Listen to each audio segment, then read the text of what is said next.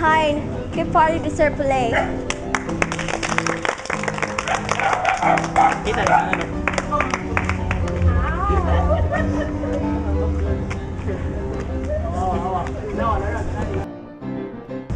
Diyos ko po, si Padre Irene yun ah.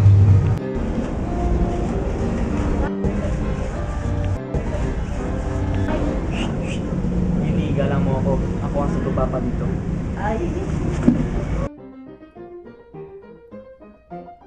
Hay, tila wala namang kan-kan. Ano ba yan? Oo! Ano ba yan?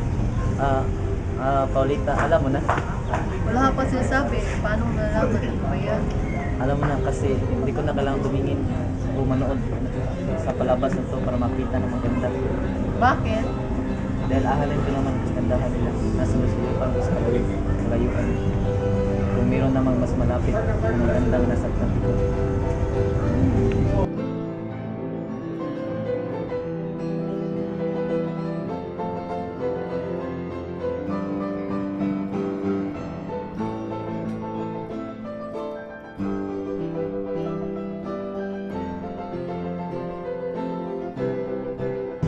Ika'y tunay na Maginoo, Juanito. Ang galing mo talaga, Juanito. Ang husay mong mag-Frances. Buti ka pa. Ang aking asawang si Tiborcio ay hindi man lamang marunong.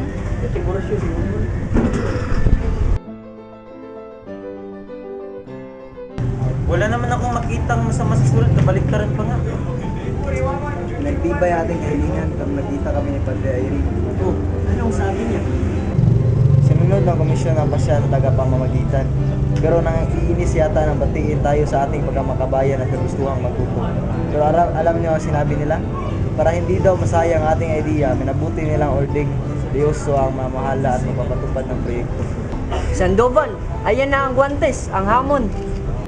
At ang nakakatawa pa, tayo raw ay magdiwang sa pamamagitan ng isang salo-salo o isang parada ng mga sulok. Magpapasalamat daw tayo sa mga taong tumutulong sa ating tagumpay. Sige, tayo ay magdiwang. Tayo ay magdaos ng isang salo-salo sa pansiteria. Isang pagdiriwang walang katulad na ang mga maglilingkod ay mga inchik na walang pangitaas na damit.